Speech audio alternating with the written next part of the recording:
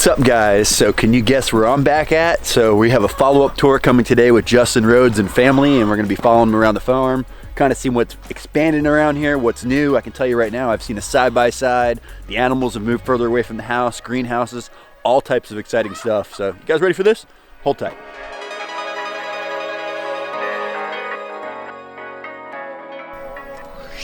You ready for this, Pete? You know what time it is. Same place, same place. We're back. 2 years later, start, but a lot has changed. You ready for this? All right, where are we? After 10 years of putting the chickens in our front yard in semi-permanent poultry net, let's put in a permanent, it's gonna be here. Let's put in a permanent structure, cedar, cattle panels, poultry wire. This is like a bulletproof chicken fence, except they still have found a way to get on top.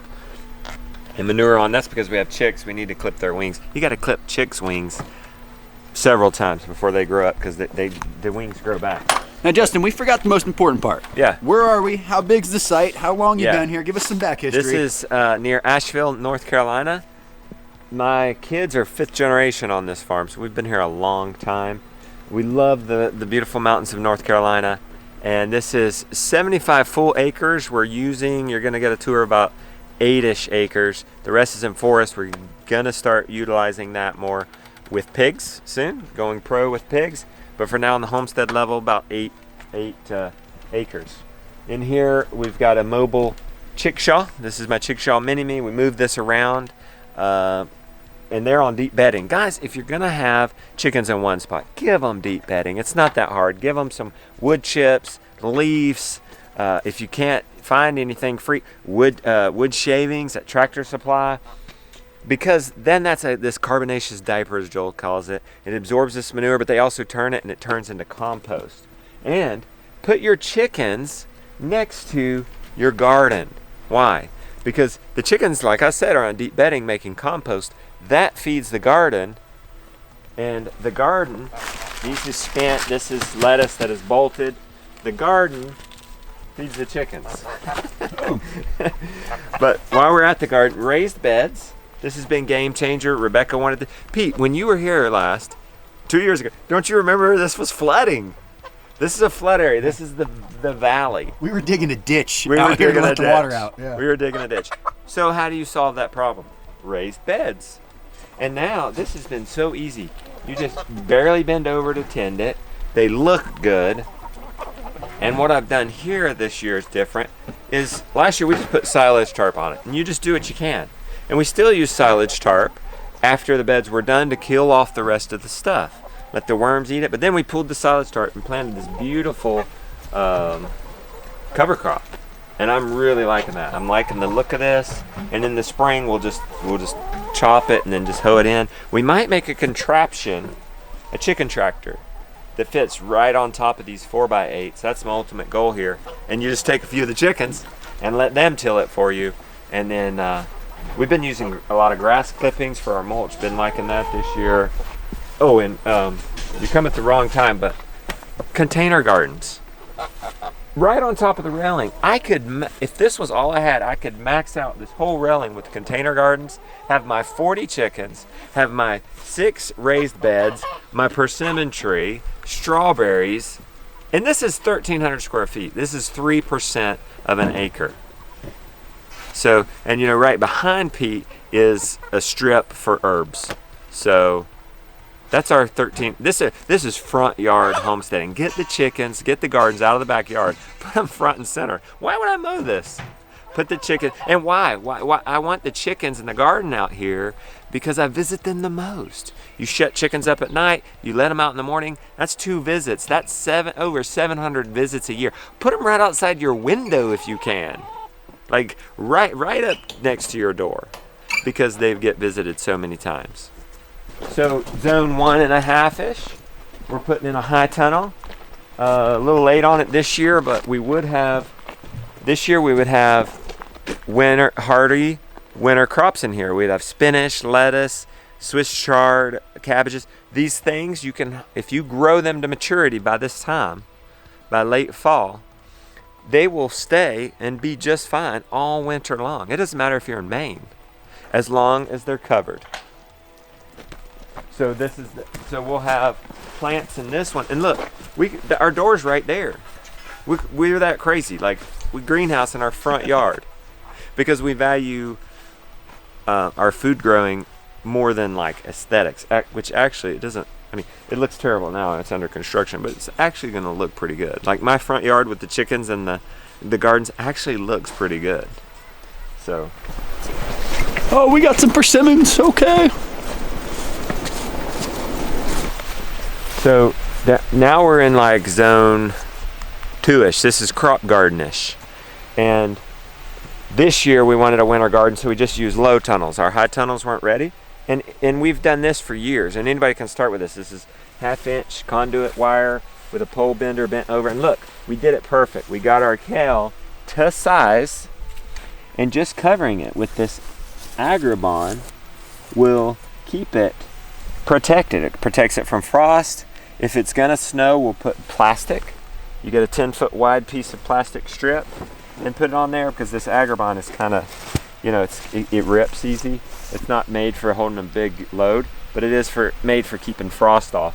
And this is good and good on a budget, but it'd be better if I could just walk in and I didn't have to pull this off, because what ends up happening is really you don't utilize all this as maybe you would if it was a little easier to harvest. So you want to make it as easy as harvest. But I've come out here in 6 inches of snow, pushed this up, grabbed some kale. You can see some lettuce sprouts in there coming on, and there's Swiss chard, there's cabbage. And guys, people say, oh, you can do that because you're in zone 7 in Western North Carolina. I learned this from Elliot Coleman in Maine, zone 4. So the key is to get it to height before you lose your daylight. So around Thanksgiving, you can find this out on Ask Mr. Google Pants. Around Thanksgiving, we are down to 10 hours of light, and it's gonna grow, but very little. So you want to get your stuff to maturity by end of October, and then harvest all winter long. You don't worry about bugs, you don't worry about weeds. It's great.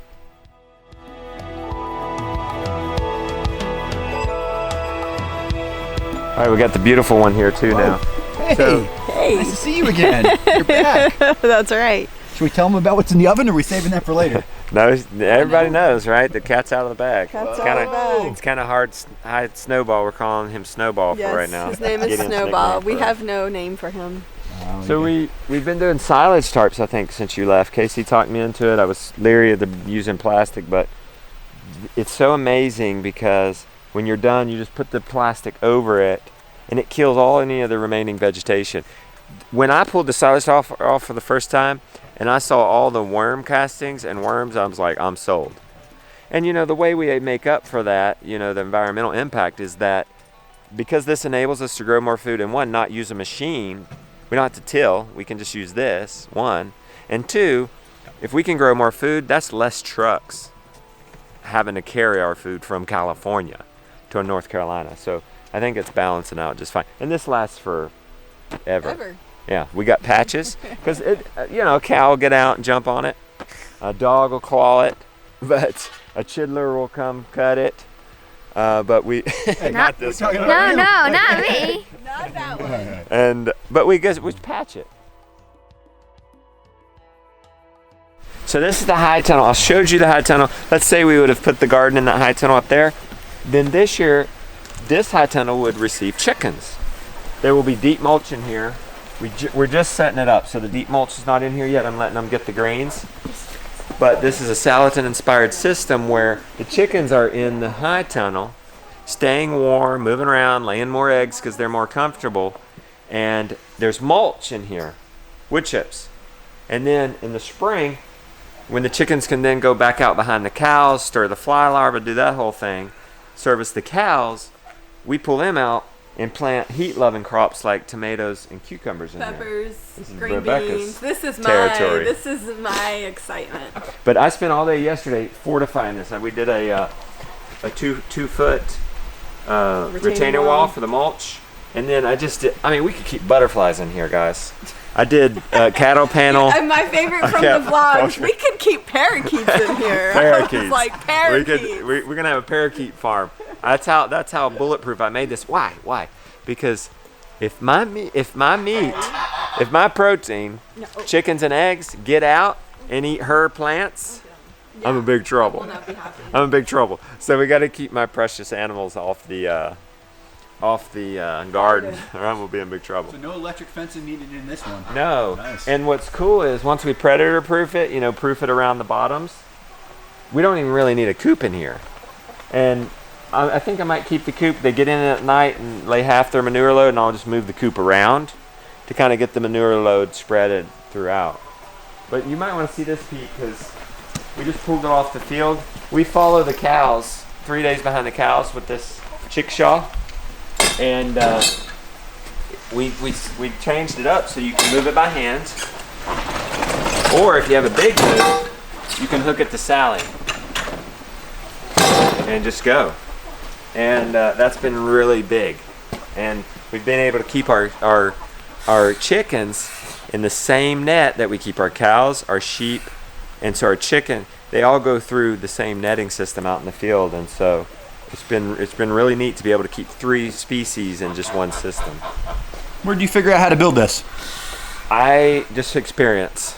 Just 10 years of keeping chickens. Said, hey, let's build a chicken coop that one person can move, and then you that involved, and we started getting better. And then we're like, oh, let's build a chicken coop that one person could move. But hey, if you needed to, you could hook up a side-by-side or a mower or something to it and kind of move it across farm. Because there was every once in a while we had to move all the way across farm with 30 chickens at 5 pounds. That's 150 pounds in there. That can get kind of heavy. If you guys want to build one of these yourself, this is a 4x4. I call it my Chickshaw Mini. I also have a 6x6. Well, Pete has so generously offered to leave the link for, you guys can get these plans for free. I give away these plans for an email, and they're yours. So if you want to build this, the plans are there. I also learned this from Joel Salatin. What? This primitive technology here. So you're leaving, maybe you've got 2 hands full, you forget, whatever, the door shuts. Oh! And no chickens get out. I like that. No hinge, it's just a weight on a cable. You got plans for that too? No. That's in Joel Salatin's book, Polyface Designs. So I had talked to you about the chickens. They're now in the greenhouse, but the chickens would have actually been here in our system. Our sheep were here today. We moved the sheep out and we put the sheep there. Everybody's getting moved every day. It's important that you move ruminants every day. Why? Well, they're getting off their parasites, they're getting fresh grass, and then here's the thing. If they were just here, that gets rested then, because you don't come back for 30, 60, sometimes 120 days. That grass is able to grow again and get rested. If you keep an animal in one spot all the time, they go back and they keep eating the good stuff. They eat the ice cream and they leave the vegetables, so to speak. And if they keep eating that ice cream before it can mature, it eventually kills it. And you double your weeds and you have your edibles. So keep the cows moving, keep the sheep moving. And this year we've implemented everybody on fences. This was a Joel Salatin suggested when we hired him for a consult. We moved the cows into here today, and they're having a great time. This is our best pasture. New to us this year, not too long. Not too long ago, we added a mobile stanchion, and that's changed everything. Pete, you were here before. We had to bring the cows in through a lane system to the barn, and then bring them back out. But now we have this mobile stanchion. It's also their shade. It's also their minerals. So we don't need a lane to take them to those things, and we're moving the water with them, and their manure, their grazing, it all stays in this one spot, and we gain the lanes for pasture, and we don't have to go back and forth with everybody.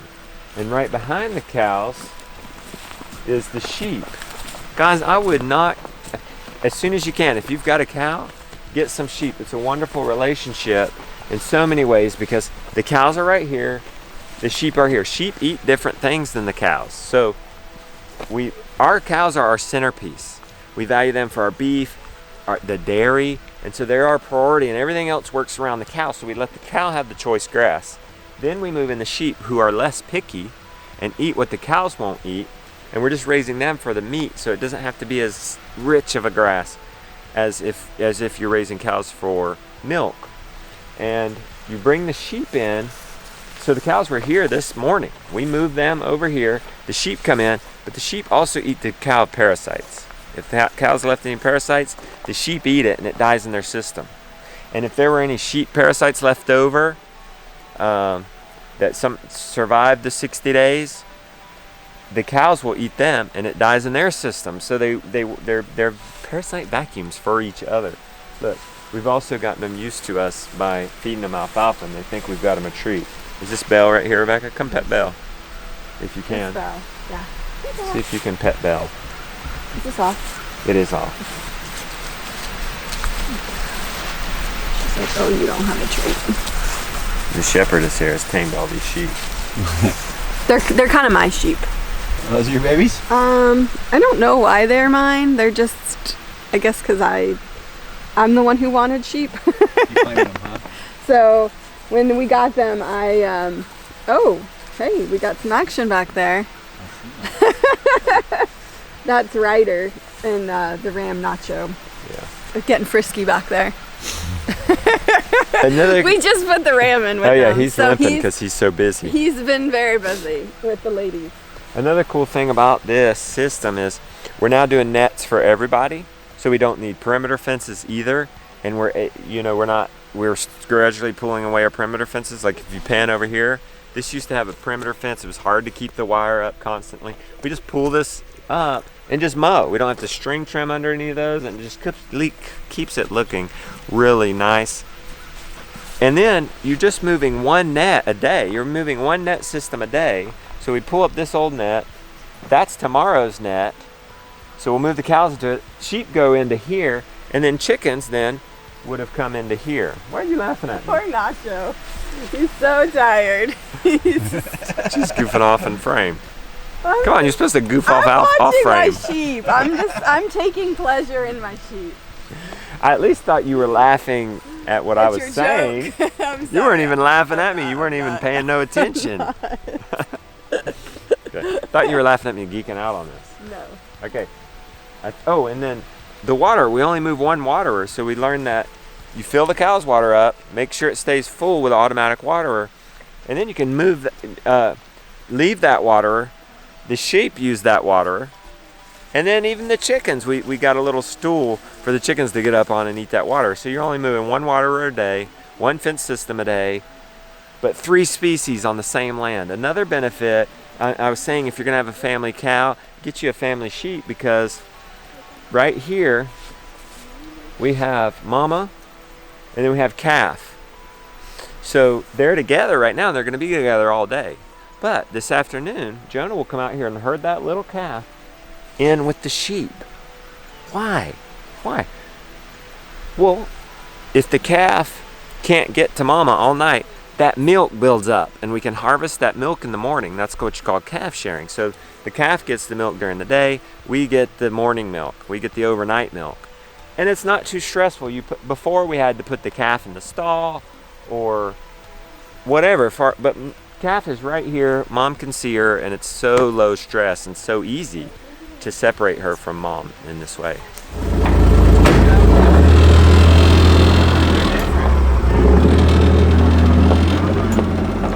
Game changer right here, Pete. Tools for the job. You didn't have a Sally last time I was here. You're wondering how we've had so much success in 2 years. She's a game When changer. we've had Sally for a year, Oh, or almost a year. I bet you like this thing, don't you? That's a big yes, huh? Can't wait to drive it. Yep. Okay. She gets work done.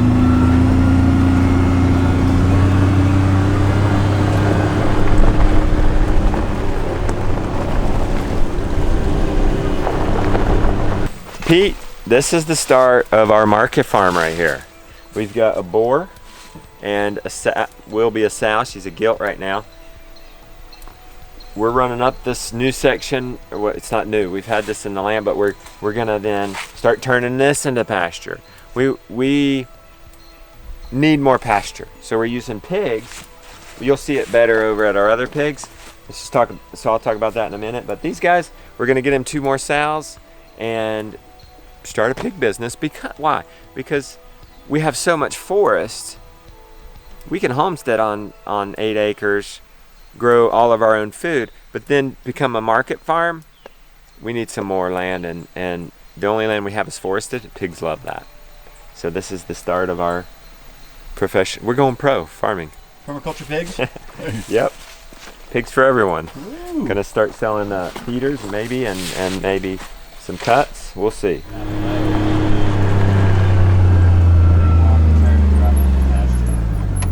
For give you perspective, you can see the house in the background. We're out in the field. We're now into like zone 3-ish stuff. We put we'd have meat chickens in here. I call them sea monsters. Our Cornish cross. C for Cornish cross, but monsters for just like 5-pound bird in your freezer in 2 months. They just are these hybrid birds that just grow super fast. But anyway, I put them on areas of the pasture that need it. I wish you could. I mean, the pasture looked more like that down below, and now it's more like this. They're servicing the cows. We're not just growing meat for our freezer, chicken meat for our freezer. We're using them to revitalize this pasture with their manure. So we have them in this meat shaw, and we move this inside of the net every day, and then we move the net when you get to the end. You move the net. Well, all we have here now, the Cornish cross are harvested. They're in our freezer. We had a great year. Is you've read Laurel Ingalls Wilder, Old American Culture? You eat the Christmas goose. So we're gonna grow Christmas goose. We love duck. We had duck. Our family had duck for the first time this year. It was delicious. We're gonna grow Christmas goose. 4 of those are Christmas geese. 1 of them is a guard goose. And we implemented a pig net because we ran our turkeys. Jordan Green up in Virginia was running turkeys in pig net. And we're like, okay, we ran our turkeys in pig net. Why can't we run Cornish cross in pig net? And we did, and it's been wonderfully successful because, hey, you don't even have to turn it off. You just come in and service it. Or if you need to move it, then you turn it off. But then it's easier to move because it's not this tall netting. So that's been a changer, game changer. And since you've been here, Pete, we've made sure everybody had grit, like this fine rock. I like to call it rooster teeth because chickens don't have teeth. They use these little rocks, put it down in the gizzard, and it's a muscle that grinds up their feed. And that, I think, has helped us have the most successful year, giving them always in grit, giving them feed 24/7, the Cornish cross, and we've had 5-pound birds in our freezers at 58 days, and they've been more efficient with feed. We have these king feeders from Premier One. It's an automatic feeder. 2 of those, and then we have a tray. I don't think it's out. I think we pulled it up. That has been just ideal feeding situation for these guys. So we're getting this dialed in a lot different than when you were here 2 years ago. We're still trying to find our footing.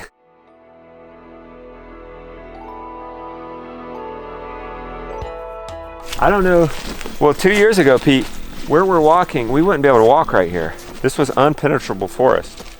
We put the cows in first to eat the tall bramble, and then we brought in the pigs to eat the low bramble and stir up grass seed.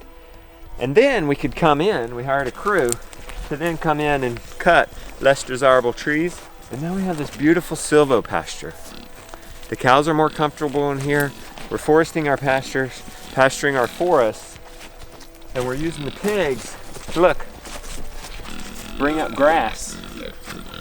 Okay?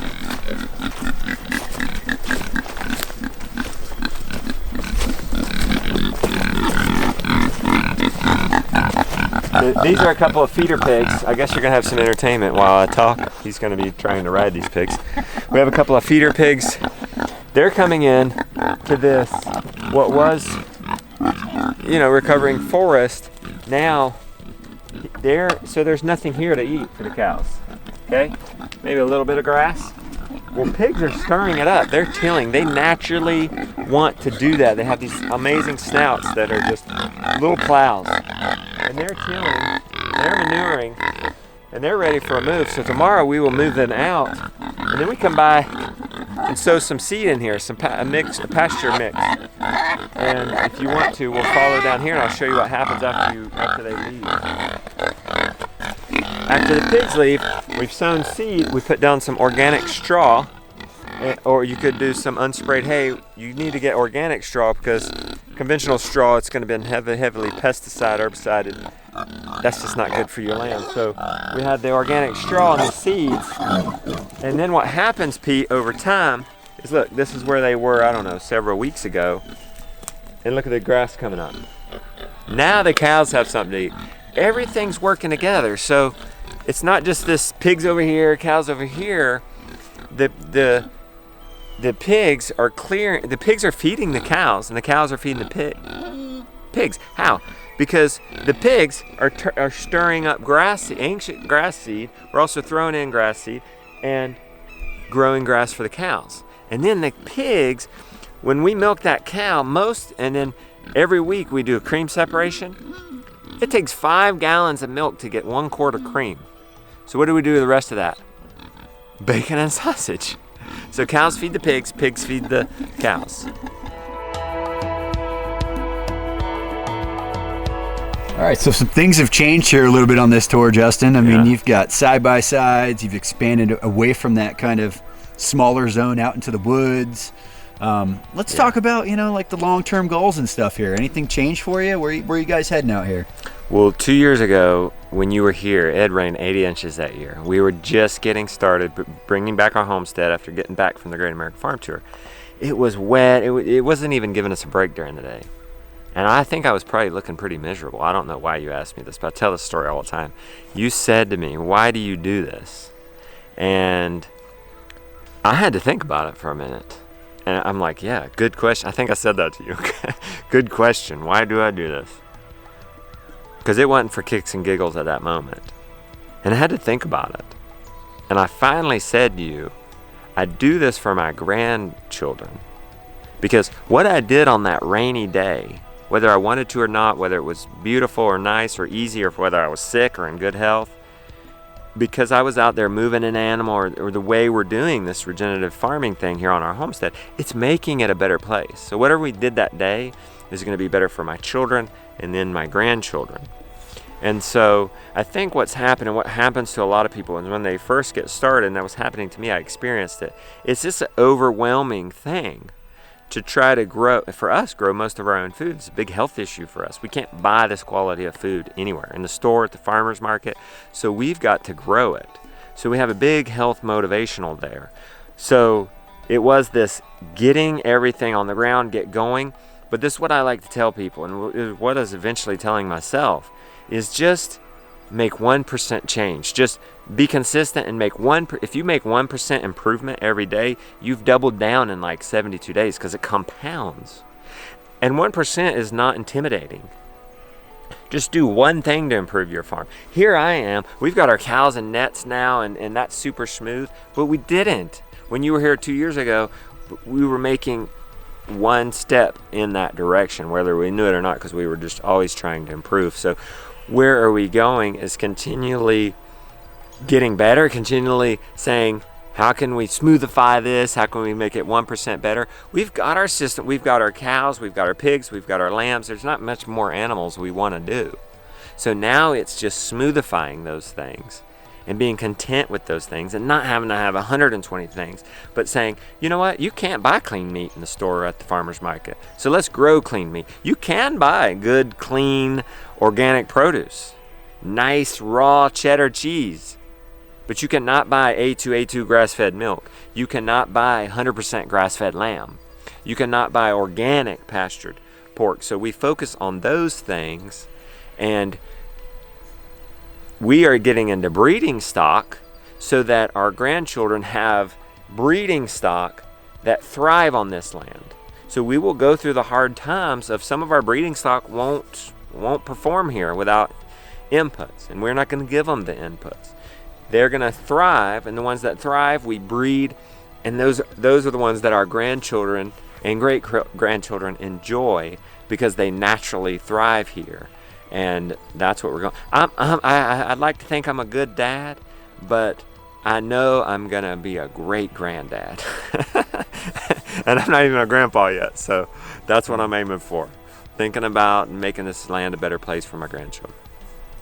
Keep up the good work. Yes. Look, can I get one of those? Oh. All right, so I hope you guys enjoyed this updated tour of Justin Rhodes' place. For those that don't know, Justin is kind of like my YouTube mentor. He actually showed up at my farm a few years ago when they were doing the Great American Farm Tour. He's how I connected with Casey and Tori. He's actually become a good friend here in the Asheville area, so love visiting this beautiful place. I've never been here during the change of colors. Really interesting to see the new integration going here on the farm. Market gardening, greenhouses, really like how animals have kind of expanded out of this centralized zone now that Justin has that mule to allow him to get the pigs a little bit further up. So lots of cool stuff happening here. Hope you guys enjoyed that video. Links will be in the description down below. If you guys like this video, be sure to hit that like button. If you haven't subscribed yet, please go ahead and do so. And you guys know what we do around here? We pound dirt. Pound dirt.